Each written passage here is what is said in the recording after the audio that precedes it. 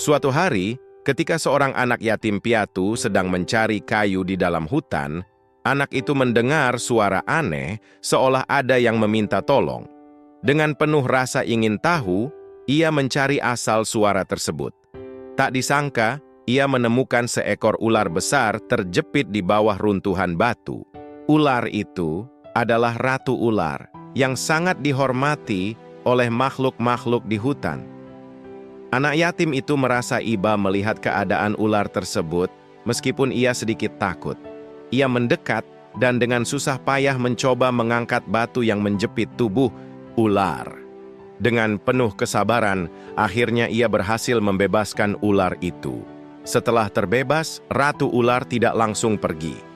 Ia menatap anak itu dengan tatapan penuh terima kasih dan berkata, "Engkau telah menyelamatkan nyawaku. Sebagai tanda terima kasih, aku akan memberikanmu hadiah yang akan mengubah hidupmu." Seperti apa kisah selanjutnya? Berikut kisahnya.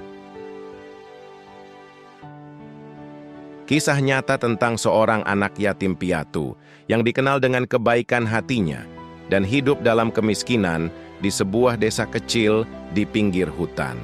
Setiap hari, anak ini mencari nafkah dengan mengumpulkan kayu bakar di hutan untuk dijual di pasar. Suatu hari, ketika sedang mencari kayu di dalam hutan, anak itu mendengar suara aneh, seolah ada yang meminta tolong. Dengan penuh rasa ingin tahu, ia mencari asal suara tersebut. Tak disangka, ia menemukan seekor ular besar terjepit di bawah runtuhan batu. Ular itu adalah ratu ular yang sangat dihormati oleh makhluk-makhluk di hutan, meskipun manusia jarang mengetahuinya. Anak yatim itu merasa iba melihat keadaan ular tersebut, meskipun ia sedikit takut. Ia mendekat dan dengan susah payah mencoba mengangkat batu yang menjepit tubuh ular. Dengan penuh kesabaran, akhirnya ia berhasil membebaskan ular itu. Setelah terbebas, ular ratu tidak langsung pergi. Ia menatap anak itu dengan tatapan penuh terima kasih dan berkata, "Engkau telah menyelamatkan nyawaku. Sebagai tanda terima kasih, aku akan memberikanmu hadiah yang akan mengubah hidupmu." Ratu ular lalu meminta anak itu untuk mengikuti dirinya ke sebuah tempat rahasia di dalam hutan yang belum pernah dilihat oleh manusia sebelumnya. Tempat itu penuh dengan permata, emas, dan harta karun yang berkilauan. Ratu ular berkata, "Ambillah harta ini sebanyak yang kau bisa bawa pulang. Ini adalah hadiah untuk kebaikanmu." Anak yatim itu pun dengan penuh rasa syukur mengisi kantongnya dengan permata dan emas. Ketika ia kembali ke desanya, kekayaannya segera dikenal oleh seluruh penduduk. Namun, meskipun ia telah menjadi kaya raya, anak itu tetap rendah hati dan menggunakan kekayaannya untuk membantu orang-orang miskin di desanya, membangun rumah-rumah, serta memberikan makanan dan pakaian bagi yang membutuhkan. Kebaikannya terus dikenang oleh masyarakat dan orang-orang percaya bahwa karena kebaikan, kiatnya alam dan makhluk-makhluk di dalamnya memberikan balasan yang setimpal. Kisah ini menjadi pelajaran bahwa kebajikan dan keikhlasan dalam membantu sesama, bahkan yang bukan manusia, akan mendatangkan kebaikan yang tak terduga. Seiring waktu, anak yatim itu semakin dikenal bukan hanya karena kekayaannya, tetapi karena kemurahan hatinya yang tidak pernah berubah. Ia membangun sekolah, tempat ibadah, dan panti asuhan untuk anak-anak yatim lainnya di desanya. Banyak orang yang datang untuk meminta bantuan, dan ia selalu siap menolong tanpa memandang siapa yang datang. Namun, ada juga orang-orang yang iri hati dengan keberuntungan yang didapatkan oleh anak yatim itu. Beberapa dari mereka, terutama para bangsawan yang dulu meremehkannya, mencoba mencari tahu bagaimana ia bisa memperoleh kekayaan tersebut. Mereka mendengar tentang desas-desus bahwa anak itu mendapatkan harta dari sebuah tempat rahasia di hutan. Suatu hari, salah satu bangsawan yang paling tamak memutuskan untuk mendekati anak yatim itu dan dengan licik menawarkan persahabatan. Awalnya, anak yatim itu tidak curiga dan menerima tawaran tersebut dengan baik hati.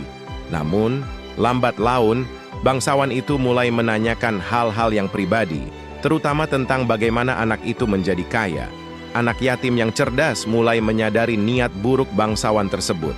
Ia dengan bijak menjawab, "Kekayaan sejati bukanlah terletak pada harta yang kita miliki, melainkan pada hati yang tulus untuk menolong sesama. Jika kita hanya mengejar harta demi keserakahan, maka tidak ada kebahagiaan yang dapat ditemukan." Bangsawan itu tidak puas dengan jawaban tersebut. Ia memutuskan untuk mengikuti anak yatim itu ke hutan, berharap bisa menemukan tempat harta yang tersembunyi. Bangsawan itu berkelana sendirian jauh ke dalam hutan, berharap bertemu dengan Ratu Ular seperti yang dilakukan oleh anak yatim dulu. Namun, alih-alih menemukan harta, bangsawan itu tersesat di dalam hutan yang lebat dan tidak pernah kembali. Kisah bangsawan yang serakah ini menyebar ke seluruh desa, menjadi pengingat bagi orang-orang bahwa kekayaan yang diperoleh dengan cara yang salah atau dengan niat serakah tidak akan membawa keberkahan. Sebaliknya, kebaikan hati dan ketulusan seperti yang ditunjukkan oleh anak yatim itu akan membawa kebahagiaan sejati dan kesejahteraan yang abadi. Anak yatim itu terus hidup dengan damai di desanya, dihormati oleh semua orang karena kedermawanan dan kebijaksanaannya.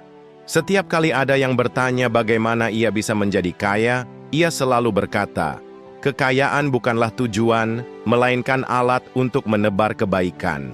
Hanya dengan berbagi, kita bisa merasa benar-benar kaya." Dan hingga akhir hayatnya, anak yatim itu dikenang sebagai orang yang mendapatkan berkah dari Ratu Ular bukan karena kekuatan atau sihir, tetapi karena kebaikan hatinya yang tulus. Kisah ini diwariskan dari generasi ke generasi, menjadi pelajaran bahwa kebaikan selalu berbuah manis, dan keserakahan hanya membawa kehancuran. Setelah bertahun-tahun, anak yatim yang kini sudah menjadi dewasa dan dihormati oleh seluruh desa, memutuskan untuk tetap hidup sederhana meskipun kekayaannya melimpah. Ia selalu mengajarkan kepada generasi muda tentang arti berbagi, kesederhanaan, dan kebaikan hati. Namun, ada satu hal yang selalu dijaganya, yaitu rahasia tentang pertemuannya dengan Ratu Ular. Meski banyak orang yang mendesaknya untuk bercerita lebih detail, anak itu tahu bahwa kekayaan dan keberkahan yang ia terima adalah hasil dari kebaikan hati, bukan sekadar dari harta benda. Ia yakin, jika niat hati seseorang dipenuhi keserakahan, maka alam akan menolak memberikan berkah yang sama. Suatu ketika, anak yatim itu mulai merasakan tubuhnya melemah seiring bertambahnya usia.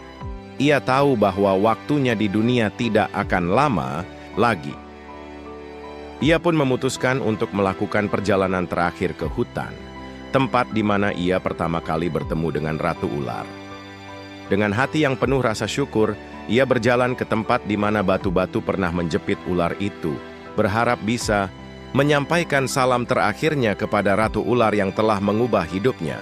Setibanya di tempat tersebut, ia berdoa dengan penuh khusyuk, mengingat kebaikan ular dan alam yang telah memberikan kesempatan besar kepadanya. Tiba-tiba, dari balik semak-semak, muncul sosok Ratu Ular yang kini tampak lebih besar dan anggun daripada yang pernah ia temui dulu. Mata ular itu memancarkan kebijaksanaan dan kasih sayang. Ratu Ular berbicara dengan lembut. "Wahai anak yang penuh kebaikan, aku melihat bagaimana engkau menggunakan berkah yang kuberikan dengan cara yang benar. Engkau tidak pernah membiarkan keserakahan meracuni hatimu. Kini, waktumu telah tiba untuk berpulang, dan aku ingin mengucapkan selamat tinggal kepadamu." Anak itu tersenyum, tak ada rasa takut atau penyesalan.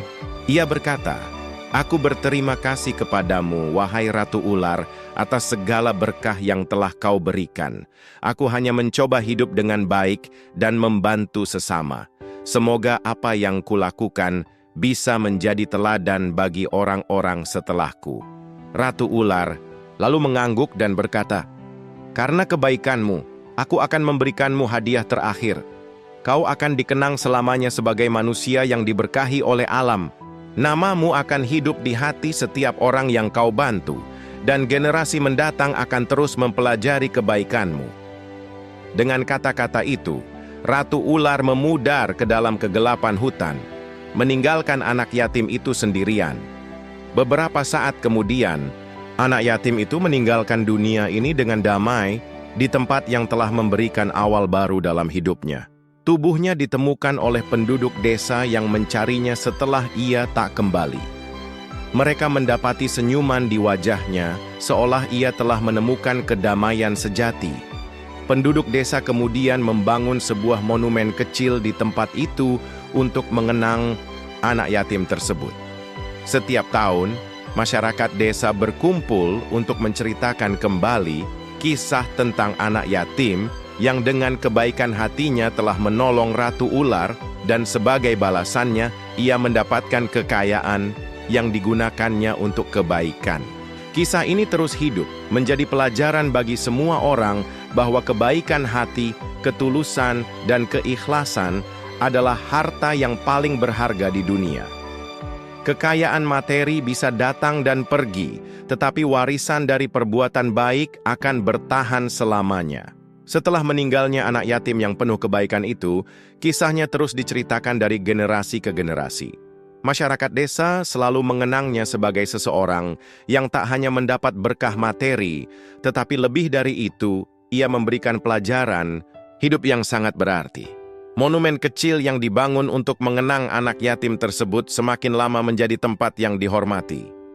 Banyak orang dari desa-desa lain yang datang untuk berziarah, berdoa, dan mengambil hikmah dari kisah hidupnya. Bagi mereka, monumen itu bukan hanya sekedar tanda penghormatan, tetapi sebuah simbol tentang betapa kuatnya dampak dari kebaikan hati dan ketulusan. Suatu hari, seorang pemuda dari desa yang jauh mendengar tentang kisah anak yatim yang legendaris ini. Pemuda tersebut, meskipun berasal dari keluarga kaya, merasa hidupnya hampa. Kekayaan yang dimilikinya tak membuatnya bahagia, dan ia merasa ada sesuatu yang hilang dalam hidupnya. Dengan rasa penasaran, ia memutuskan untuk melakukan perjalanan ke desa tempat monumen anak yatim itu berada. Setelah menempuh perjalanan panjang, pemuda itu akhirnya tiba di desa. Ia bertanya kepada penduduk setempat tentang kisah anak yatim tersebut dan mendengarkan dengan penuh perhatian. Setelah mendengar cerita lengkapnya, pemuda itu merasa tersentuh dan ingin melakukan hal yang sama. Menggunakan kekayaannya untuk membantu orang lain, ia kemudian memutuskan untuk tinggal di desa tersebut dan mengikuti jejak anak yatim yang legendaris. Pemuda ini mulai membangun sekolah-sekolah untuk anak-anak miskin, menyediakan makanan bagi yang kelaparan, dan membangun infrastruktur desa yang lebih baik.